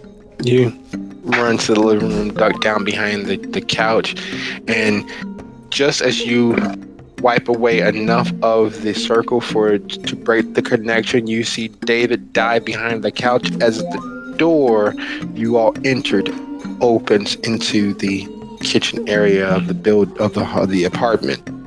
What do you do, Dommie? David is ducking down behind a couch. You have blood on your hands because for a human to tell the difference between vitae and blood is almost completely impossible, while the door that you all entered is swinging open. Step into deeper shadow out of direct line of sight of the door, and I wait to see what happens, to see who's coming in here. Roll dexterity and stealth. You need to see by at least a minimum margin of 1. Dexterity and stealth, huh? Yes, sir.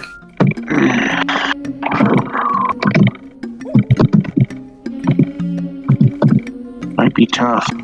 You join David smushed behind the couch, completely out of sight of the door. However, what's not out of sight of the door is the circle that you bled into the carpet. What is not outside of the door is the fact that it's clear that this apartment has been tossed as you all lifted things and moved things and searched things, and the tablet lying on the floor behind where you were, and you all hear something that makes even your dead kindred hearts free.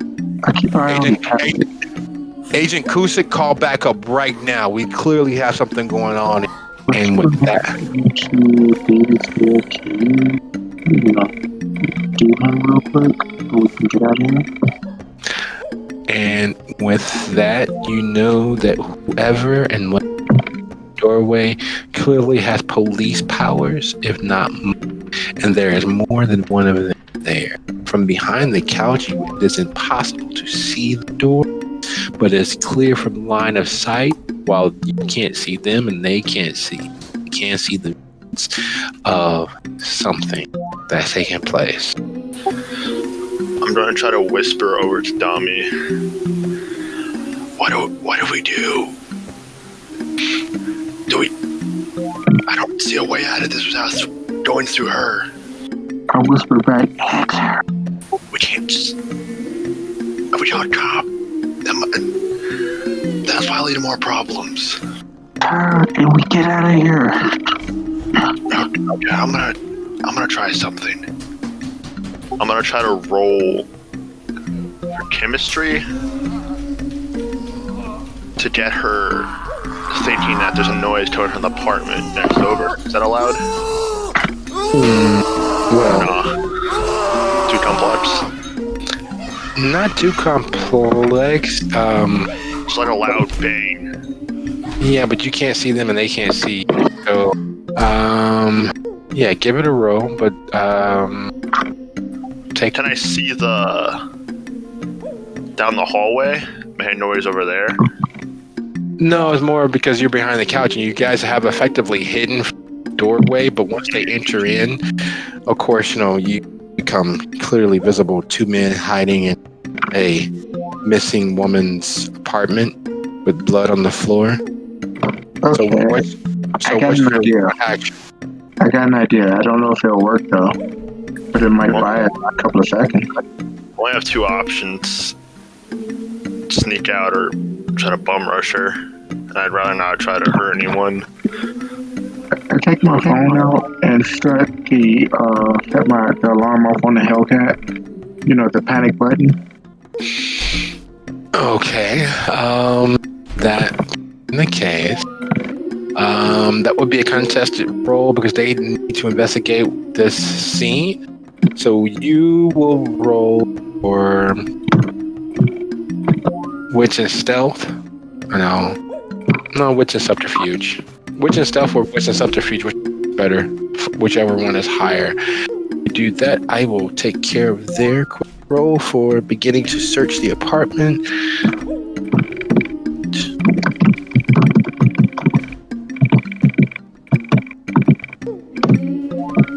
Alright, so they move into the apartment. Agent Cusick radioing in from her handheld.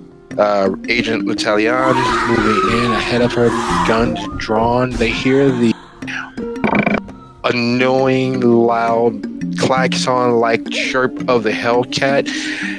Agent Cusick would move to the window to look out, and Agent L'Italian takes a half step back as there's a noise in the hall that shouldn't be there. You all have one action. What is it that you're going to physically do? Agent Cusick is moving past you to the window. It is 1 second before she turns and sees two men laying on the floor behind the couch. Agent L'Italian is in the doorway, checking their six. What is it that you all... I get the tablet.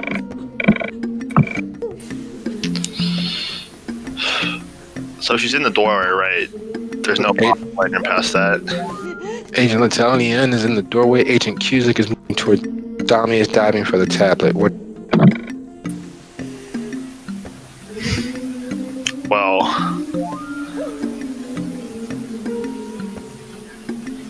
I guess the best bet for Arctane survival, I go one in the doorway.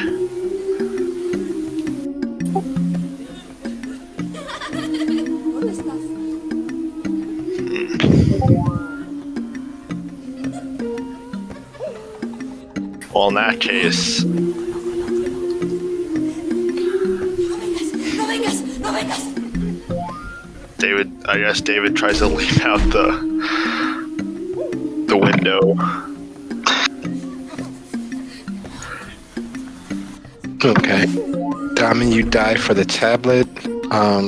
David leaps towards the window. Agent Cusick, of course, is caught off guard, but training settles in. Agent L'Italien seeing them pin it down. So, David, you roll your dexterity athletics. I'll roll for Agent Cusick and Agent L'Italien. How do you willpower reroll with the bot again? The little dot there on the bottom, just click it. Dommie, roll strength and athletics as you leap for the tablet. Grab it before David has managed to leap out of the window.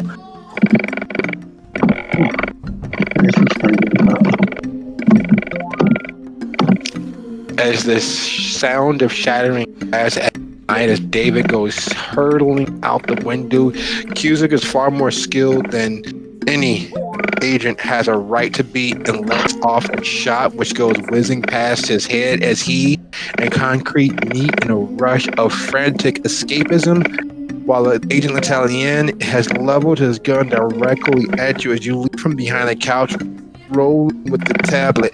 Don't fucking move! I'm not.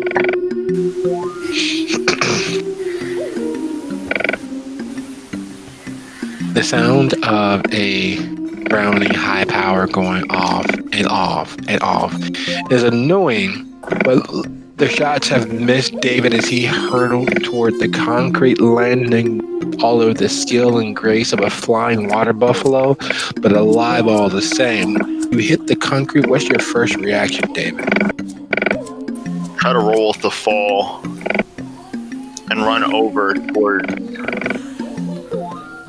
Well, I can't run to the Hellcat. well, you can. You can run too. I don't do very well. Kind of left Dommie my right on top of that. Well, I guess I can. David is gonna roll off the fall and hit the ground running, trying to circle around. Okay, roll stamina athletics. You will need 3 successes, and you'll turn the 4 superficial to 2, which means you take more. If you don't, you're gonna take the full. Roll what? Plus athletics? Stamina athletics. Okay. Well, you take 2 superficial, and while you take the 2 superficial from hitting the concrete with all due grace, all due skill, and all due survivability because of your very, very dead flesh, Dommie, you have a gun pointed at you. There's another agent firing out of that you did. I put my left hand up while I'm holding the tablet. I guess I'm under arrest. Well, I'm trying to circle back up to behind, see if I can do something. Okay. Behind you're screwed yet, maybe. This wouldn't be a surprise, but yeah, I'll probably screw for a little bit. Alright, so hands up and trying to sneak away. We still kind of roll dexterity and subterfuge. Dommie.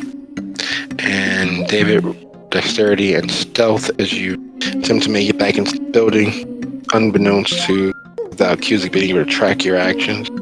As she's whirling from the window, because as you break it around the corner of the building, there's really not much that she can do from the window. I said, don't fucking move, and yeah, you're fucking under arrest here. And levels the gun directly against you. Get the fuck down right now! He's yelling and screaming. But I didn't do anything. Macho police thing. And it's clear that he's not police because most police know not to get that close, of course. But of course, you're putting your hands on someone. As that is happening, taking place, David, you managed to sneak into the door as Cusick is rolling from the window and heading to assist Agent L'Italien with capturing the person most clearly responsible for the bad things that had clearly happened to the woman they were looking for. and with the federal agents working Dommie to get handcuffs on him and divest him of whatever weaponry and items that he has on his person as they begin to pat down, slapping cuffs on what they're seeking to do.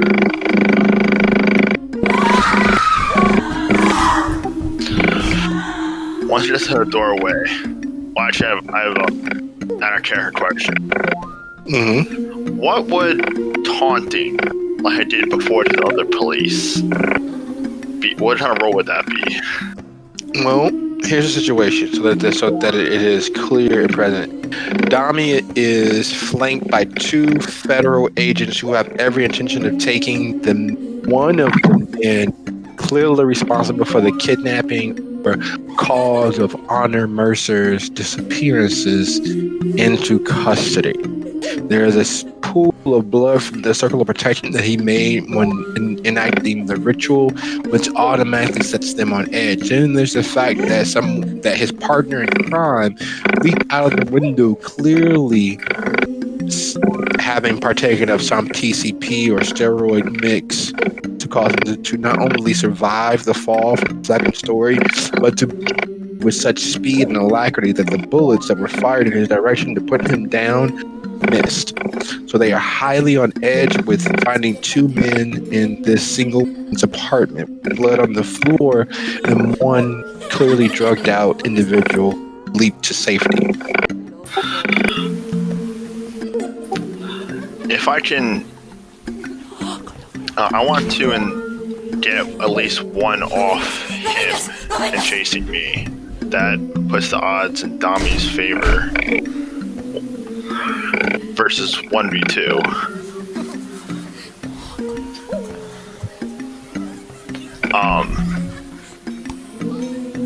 Can David fire some shots off and stream to them to get one to chase him off? That's what I was wondering. Sorry. At this point, without direct action, with them already being on high alert, he had a penalty. They literally walked into what appears to be a crime scene. Well,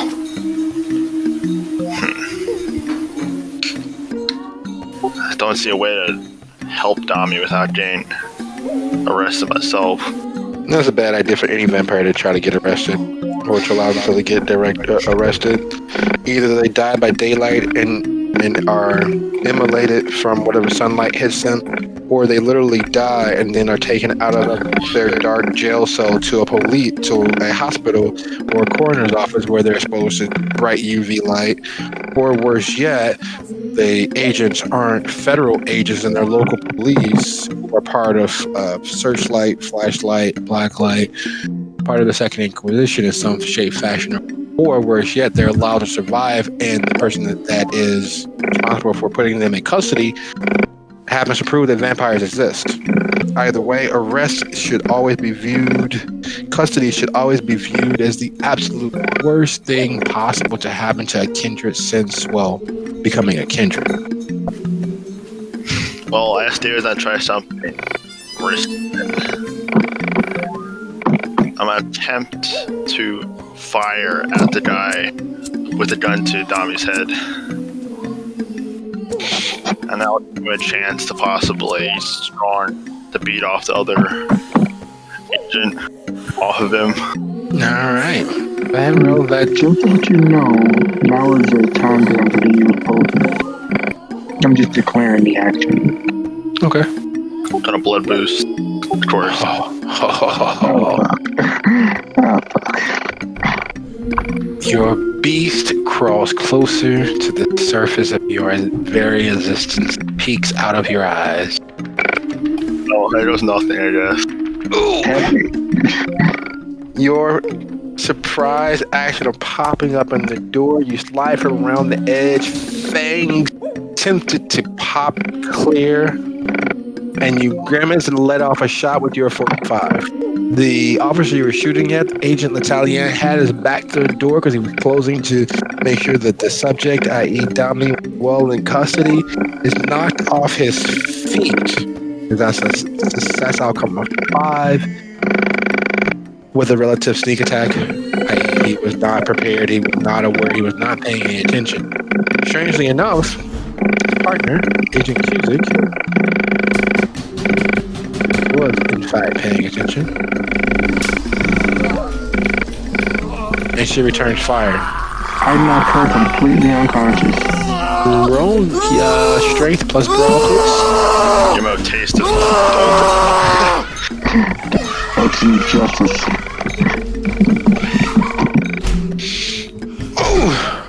And remember, I did roll for I actually did call Potens out. No, I'm aware. Both of your attacks against the agents are basically sneak attacks. So there's not really much defense they're able to do. And as quick as Agent Cusick is, being caught flat-footed off guard sends her feet flying into the air as she is knocked back against the window. Strangely enough, with blood flowing from her, she is not as dead as she should be. However, Agent Italian is unfortunately, however, dead. Your beast caused you to focus in on the very threat of putting something and someone down. Your bullet tore a hole from his back through his chest. It's the spray of his viscera and lung matter is artistically poetic.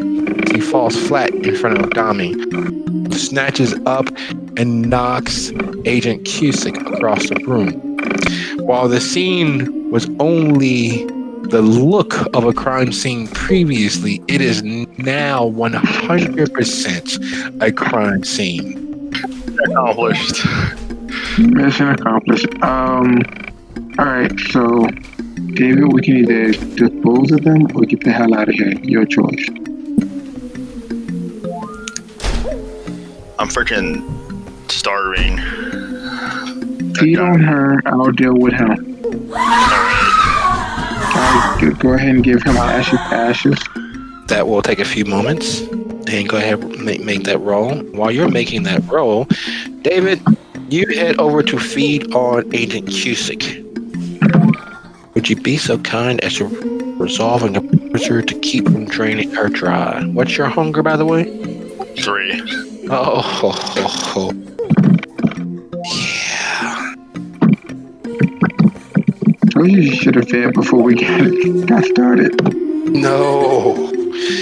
All right. So, as Dommie begins turning the corpse of Agent Italian into nothing so much as a memory of itself, David, you sink fangs to a deliciously odoriferous bouquet of Agent Cusick's blood and begin to drain her like the Capri Sun with legs that she is. In doing so, you have had nothing quite so beautifully filling and satiating as this in a very long time. Your beast had previously only been looking out of your eyes, subsumes your reason. And you know that even as you're able to pull your fangs from her being, that you've drunken too deeply. You've damned her to a very slow exsanguination. Her blood pressure is too low to keep her heart beating. She will die within the next hour, slowly, painfully, dreadfully aware that her life is disappearing. You could take what's left of her and make it quick, or you can allow nature to take its course.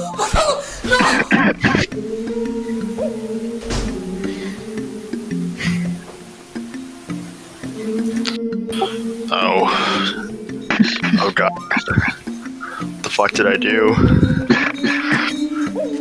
Well, you want to go ahead and... I don't usually deal with this. I do homeless people when I take sips. I turn off the panic button on the Hellcat. Go in the car, I'll deal with it. And take the tablet. Oh, okay. Thanks, David. I don't... It's not my forte. Ashes to her too, and then I get in the car and we go back to the hotel.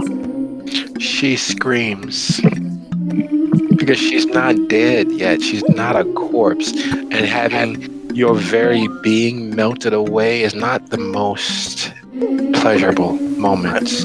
What little strength and adrenaline she had in her fight for survival as you begin cauterizing her very soul.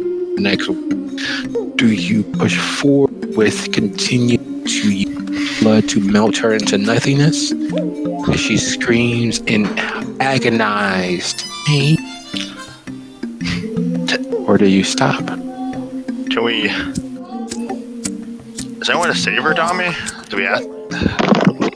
Horrible doing this. You stop in the doorway as you hear her scream. By the way, David, tablet in hand. I can stop, but she won't stop chasing us because we just melted her partner and started to melt her. She won't stop. Your choice. I'm not exactly a mind magician like Everett is. I can't just make her forget. Me neither. So I can either make her stop chasing us or not.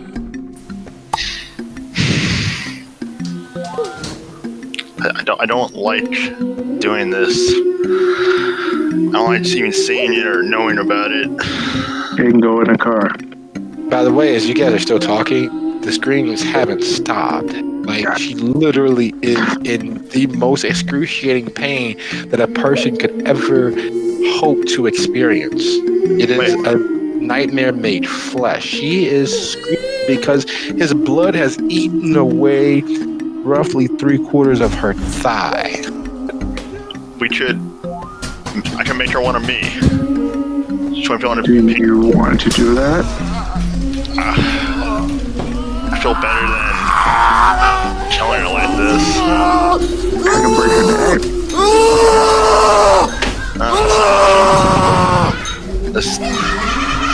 Take 2 seconds, make your decision.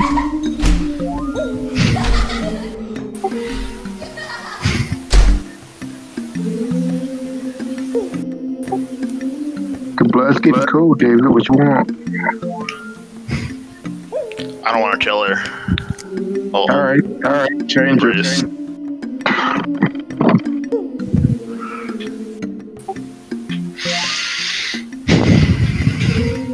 I wrap my hand up in what's left of the other cop's shirt. All right, you make it happen. David reaches down, slits her throat to put her down, and slices a bit off his own wrist. Drains it in the hole. Well, now, you have never contemplated in all of your skulking shadow to shadow the idea of damning another person's soul. But in this instance, your humanity wells up and spills out into the world around you. It is better to damn her soul to the potentiality of immortality than to continue to torture her with the exsanguination of that she will ever be. Yes, no one becomes a kindred while still alive, but her pain, her mortal pain, is at least at an end. And as you crouch and look as your blood begins wreaking havoc with what's left of her human life, there's a certain beauty to the fact that she very much is and does become a corpse. The very few ounces of her soul all leaving her body, escaping this, and suddenly being slammed back into place. Her cold, dead eyes taking on that barely animated fire that is the hunger of the... You think on your first nights as a kindred as you clawed your way through a sea of dead bodies, fighting to hang on to what semblance of life you had, a semblance of not crossing over into the other side, your fellow teammates doing much the same, tearing their way free of the pile of bodies, those that didn't take, those that couldn't fight long enough to live this life. And as painful and jarring as it was fighting free of the blood pit of kindred or would-be kindred and dead bodies, the next few months of waging war against the Camarilla as the world fell away was even worse. And while she won't have that pain to deal with, she will have the fact that everything she was, the cessation of that is now. There is no more what happened. And on that note of her screaming awake, her beast fighting for life, end today's episode. I want to thank you all for being here. Look forward to what hell you all will speak with next week's episode.